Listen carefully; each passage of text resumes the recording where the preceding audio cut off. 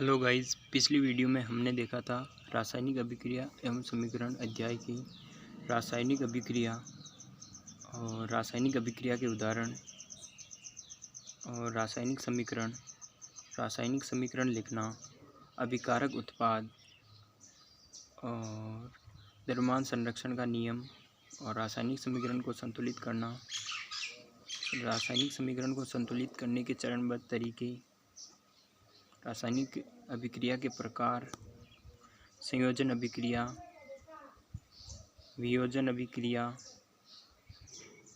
यहाँ तक हमने देखा था। उसके आगे हैं ऊष्मीय अपघटन। ऊष्मीय अपघटन व वियोजन अभिक्रिया जो ऊष्मा या ताप के प्रभाव से उत्पन्न होती हैं, ऊष्मीय अपघटन अभिक्रिया कहलाती हैं। और वैद्युतीय अपघटन वह वियोजन अभिक्रिया जो विद्युत धारा प्रवाहित करने से संपन्न होती हैं, वैद्युतीय अपघटन अभिक्रिया कहलाती हैं। प्रकाशीय अपघटन वह वियोजन अभिक्रिया जो सूर्य के प्रकाश से संपन्न होती हैं, प्रकाशीय अपघटन अभिक्रिया कहलाती हैं। और इस अभिक्रिया का उपयोग, यह कुछ उदाहरण हैं, आप देख लीजिएगा। ये और इस अभिक्रिया का उपयोग श्याम श्वेत फोटोग्राफी में किया जाता है। ऊष्माक्षेपी अभिक्रिया, जैसे हमको नाम से ही पता चल रहा है कि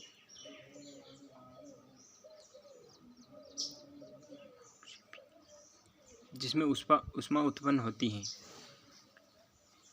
जिन अभिक्रियाओं में उत्पाद के साथ साथ ऊष्मा भी उत्पन्न होती हैं, ऊष्माक्षेपी अभिक्रिया कहलाती हैं।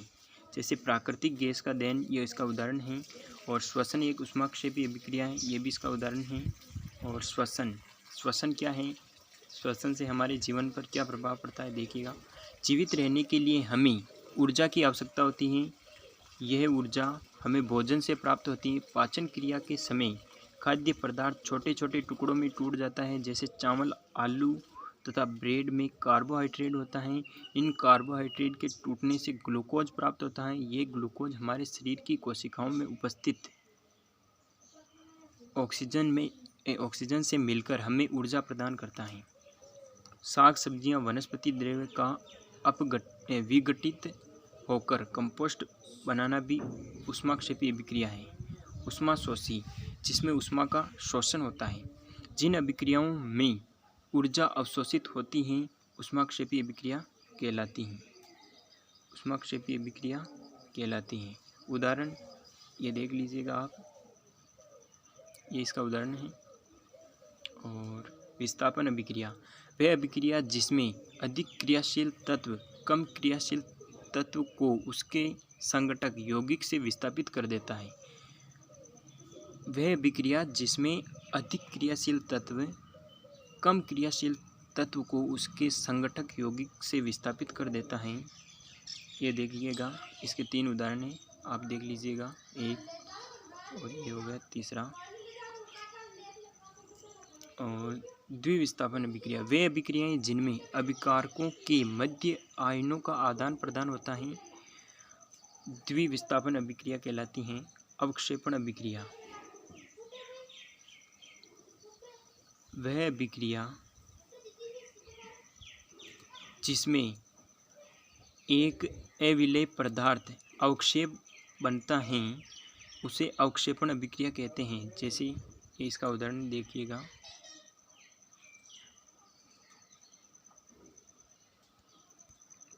और अपचयन ऑक्सीकरण अभिक्रिया वह अभिक्रिया जिसमें क्रिया के समय जब किसी पदार्थ में ऑक्सीजन की वृद्धि होती है तथा हाइड्रोजन का ह्रास होता है, उसे अपचयन या उपचयन अभिक्रिया कहते हैं। देखिएगा, ये इसके उदाहरण हैं 2।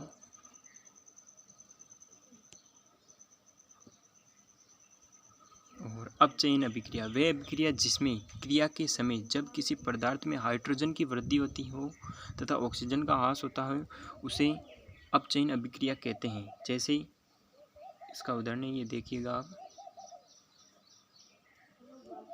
रेडॉक्स अभिक्रिया वह अभिक्रिया जिसमें उपचयन तथा अपचयन दोनों अभिक्रियाएं साथ होती हैं उसे रेडॉक्स अभिक्रिया कहते हैं। ये देखिएगा, इसके दो उदाहरण दे रखे हैं, 2 या 3।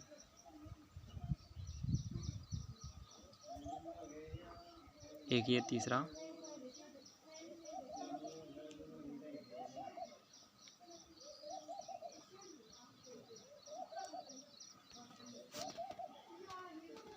दैनिक जीवन में उपचयन के प्रभाव। हमारे दैनिक जीवन है उसमें उपचयन का क्या प्रभाव पड़ता है। जैसे संक्षारण, जब कोई धातु अपने आसपास अम्ल, आर्द्रता आदि के संपर्क में आती हैं तब वे संक्षारित होती हैं। इस प्रक्रिया को संक्षारण कहते हैं। जैसे लोहे पर जंग लगना, चांदी पर काली परत आ जाना और तांबे पर हरी परत आ जाना, ये सामान्य चीज़ें हैं और इनको हम हमारे आसपास देखते ही हैं। और उसके बाद है विकृत गंधिता। वसायुक्त या तेलीय खाद्य सामग्री का उपचयन के पश्चात स्वाद व गंध का बदलना ही विकृत गंधिता कहलाता है। जिस चिप्स के पैकेट को ऑक्सीकृत होने से बचाने के लिए नाइट्रोजन गैस भरी जाती है। जैसे कि हमारा कोई भी खाने की चीज़ है, हाँ, जैसे एक कुरकुरे की थैली है तो उसमें से उसको खुला छोड़ दिया जाए तो वो जैसे रबड़ की तरह हो जाता है। जैसे वो कुरकुरे रबड़ की तरह बदलने लग जाते हैं, वो उनका स्वाद भी चेंज हो जाता है। और ठीक इसी प्रकार ये दूसरे चैप्टर के नोट्स हैं। दूसरा चैप्टर है हमारा अम्ल, क्षारक एवं लवण। आप देखिएगा, अम्ल, क्षारक एवं लवण, और इसमें अम्ल, क्षारक और लवण ये ठीक इसी प्रकार इसका अगले वीडियो में समझाऊंगा मैं दूसरे चैप्टर के बारे में। ठीक है, आज के लिए इतना ही।